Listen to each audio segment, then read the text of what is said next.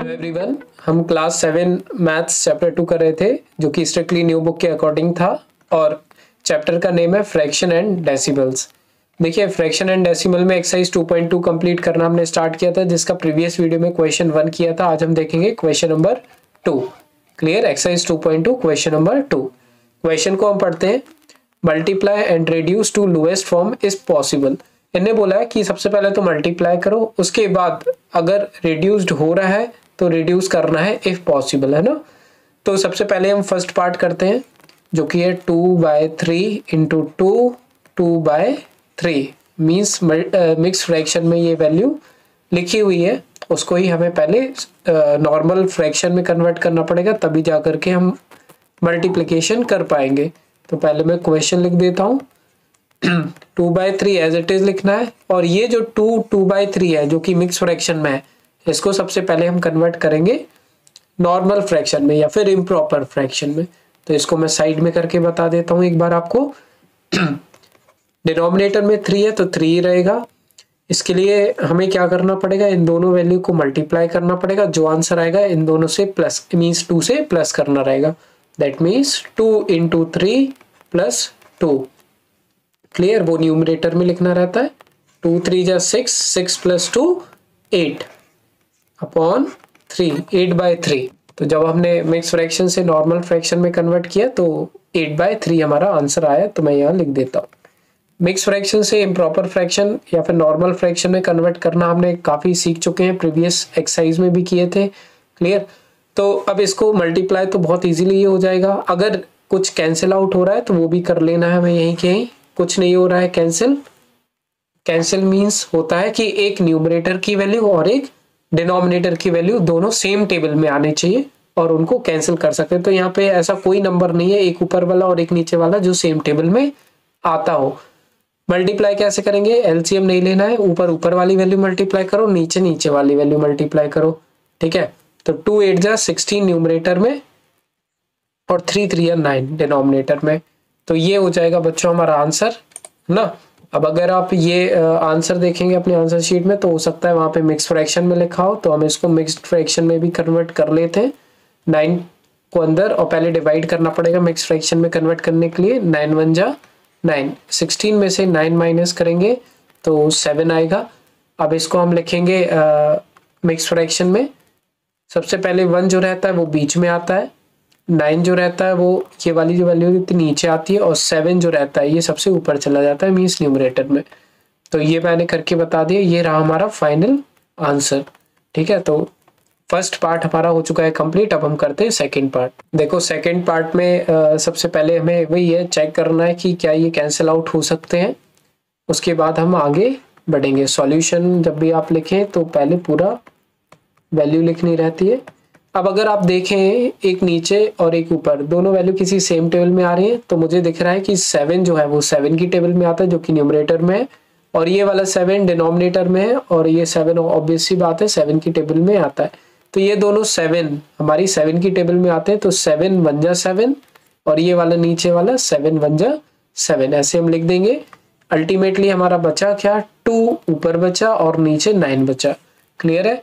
अब इसको हम मिक्स फ्रैक्शन में नहीं लिख सकते क्योंकि ये एक इम्प्रॉपर फ्रैक्शन है हमारे लिए, है ना। तो इसका जो आंसर हो जाएगा वो इतना ही रहने वाला है। Means sorry, this is a proper fraction. Proper fraction क्या, अगर देखो मिक्स फ्रैक्शन में हम कैसे कन्वर्ट कर सकते हैं, अगर वो इम्प्रॉपर फ्रैक्शन में होगा तभी हम मिक्स फ्रैक्शन में किसी फ्रैक्शन को कन्वर्ट कर सकते हैं, लेकिन अगर वो प्रॉपर फ्रैक्शन में होगा तो मिक्स फ्रैक्शन में नहीं वो कन्वर्ट होगा। अब क्या होता है प्रॉपर और क्या होता है इम्प्रॉपर, ये बता देता हूँ। प्रॉपर जो होता है, प्रॉपर फ्रैक्शन जो होता है, उसमें क्या होता है कि न्यूमरेटर जो रहता है वो छोटा होता है और डिनोमिनेटर बड़ा। इसको आप एग्जाम्पल से समझ सकते हैं। जैसे 50 का पेपर हुआ और हमारे 40 मार्क्स आए, तो ये एक प्रॉपर फ्रैक्शन है कि ऊपर वाली वैल्यू छोटी रहे और नीचे वाली वैल्यू बड़ी रहे। तो ये एक प्रॉपर फ्रैक्शन होता है। Improper fraction, improper fraction. ठीक है? अब इम्प्रॉपर फ्रैक्शन में क्या होता है कि ऊपर वाली वैल्यू बड़ी होती है और नीचे वाली छोटी होती है। जैसे कि मान के चलो 30 आउट ऑफ 50। क्लियर? तो ऐसा कभी हो सकता है कि 30 में से 50 मार्क्स आ जाए, तो ये तो इम्प्रॉपर भी है। ऐसे करके आप याद भी कर सकते हैं। तो इम्प्रॉपर फ्रैक्शन में ऊपर वाली वैल्यू बड़ी होती है, नीचे वाली वैल्यू छोटी होती है, और हमेशा इम्प्रॉपर फ्रैक्शन को ही हम मिक्स फ्रैक्शन में कन्वर्ट कर सकते हैं। इम्प्रॉपर फ्रैक्शन को ही मिक्स फ्रैक्शन में कन्वर्ट किया जा सकता है, प्रॉपर फ्रैक्शन को मिक्स फ्रैक्शन में कन्वर्ट नहीं किया जा सकता है। तो इतना भी आपको याद रखना है। क्लियर? तो अगर हम इसको देखें तो ये एक प्रॉपर फ्रैक्शन है, मींस ऊपर वाली वैल्यू जो है वो छोटी है, नीचे वाली बड़ी है, इस वजह से ये इतना ही रहेगा, इसके आगे और हम सॉल्व नहीं कर सकते। तो ये जो बीच बीच में पॉइंट बताता हूँ वो काफी इंपॉर्टेंट रहते हैं, उसको याद रखा करो। अब हम आ जाते हैं बच्चों थर्ड वाले पार्ट पर। थर्ड वाले पार्ट को सॉल्यूशन करके लिखेंगे। सबसे पहले 3/8 इंटू 6/4। अब फिर से चेक करो क्या कोई ऊपर और एक कोई नीचे वाली वैल्यू कैंसिल आउट हो रही है, क्या सेम टेबल में आती है? तो अगर मैं इन दोनों वैल्यू को देखूं तो 6 और 4 दोनों 2 की टेबल में आते हैं। तो 2 3 जा 6, 2 2 जा 4। ठीक है, अब जो बचा वो एज इट इज लिख लो इधर पे। कैसे लिखेंगे? 3/8 इंटू, और ये 3/2 बन गया है, तो इस वजह से हम इसको 3/2 लिख लेंगे। Is it clear? आगे बढ़ते हैं। 3 3 जा 9, ऊपर वाली वैल्यू, नीचे वाली वैल्यू, इन दोनों को मल्टीप्लाई करना है। तो 3 3 जा 9 हो जाएगा, और 8 2 जा 16 हो जाएगा। तो 9/16। फिर से चेक करो क्या ये कौन सा फ्रैक्शन है, प्रॉपर है या फिर इम्प्रॉपर है। तो आप साफ साफ देख रहे होंगे कि ऊपर वाली वैल्यू छोटी है, नीचे वाली वैल्यू बड़ी है। तो एक ये प्रॉपर फ्रैक्शन है, इस वजह से हम इसका मिक्स फ्रैक्शन नहीं कन्वर्ट कर सकते। आप ज्यादा कंफ्यूज ना हो किसको मिक्स में करना है किसको नहीं करना है। अगर आप बिना मिक्स फ्रैक्शन में कन्वर्ट किए हुए, जैसे कि अगर मैं फर्स्ट पार्ट की बात करूं, आप सिर्फ इतना ही लिख देंगे तो भी फुल मार्क्स आपको मिलेंगे, क्योंकि यहाँ कहीं नहीं लिखा है कि इन्होंने मिक्स फ्रैक्शन में कन्वर्ट करो। ठीक है, तो आप चाहो तो मिक्स फ्रैक्शन में ना भी कन्वर्ट करो तो भी सब चल जाएगा, कोई दिक्कत नहीं, आप इतना ही लिखो। अब आ जाओ फोर्थ पार्ट पे। फोर्थ पार्ट हमारा ये रहा क्वेश्चन 2 का। अब इसमें भी चेक कर लो जरा पहले कि क्या कोई वैल्यू ऊपर और नीचे वाली कैंसिल आउट हो रही है। तो कोई नहीं हो रही है ना। ये आप प्रैक्टिस करोगे अपने आप आराम से, आप पे एक बार में देखने पे बन जाएगा कि कैंसिल होगा या नहीं होगा, बस प्रैक्टिस से ही बात बनेगी। 9 3 जा 27, 5 5 जा 25। ठीक है, तो ये हो गया बच्चों हमारा क्या सॉल्व। अब लेकिन यहाँ पे हमारा ये है एक इम्प्रॉपर फ्रैक्शन, मींस ऊपर वाली वैल्यू बड़ी है, इस वजह से हम क्या कर सकते हैं, इसको मिक्स फ्रैक्शन में कन्वर्ट कर सकते हैं। तो इसको हम करेंगे मिक्स फ्रैक्शन में कन्वर्ट। आप इतना भी लिख दोगे तो भी काम बन जाएगा, कोई दिक्कत नहीं है, लेकिन मुझे आंसर मैच करवाना पड़ता है आपके आंसर शीट में से, इस वजह से मैं आगे प्रोसेस कर रहा हूँ। 25 बन जाए 25, क्या बचेगा? 27 में से 25 जाएगा तो 2 बचेगा। क्लियर? अब क्या करेंगे हम, नॉर्मल लाइन, ये 1 जो रहेगा वो बीच में आएगा, 25 आ जाएगा नीचे, और ये जो 2 रहेगा वो सबसे ऊपर जाएगा। तो this is the answer for this particular part, fourth part ना। अब हम करते हैं फिफ्थ पार्ट। देखो फिफ्थ पार्ट में क्या दिया हुआ है, सॉल्यूशन लिखते हैं। सबसे पहले क्वेश्चन वापस से लिखो, 1/3 इंटू 15/8। अब चेकआउट करो कि कोई नीचे वाली वैल्यू ऊपर वाली वैल्यू से कैंसिल आउट हो रही है। तो 3 की टेबल में 15 आता है, मींस 3 और 15 दोनों 3 की टेबल में आते हैं, इस वजह से ये दोनों हमारे कैंसिल हो सकते हैं। तो 3 1 जा 3 और 3 5 जा 15। तो अल्टीमेटली न्यूमरेटर में क्या बनेगा, 1 5 जा 5 और 1 8 जा 8, है ना। तो ऊपर सिर्फ 5 बचा न्यूमरेटर में और नीचे सिर्फ 8 बचा।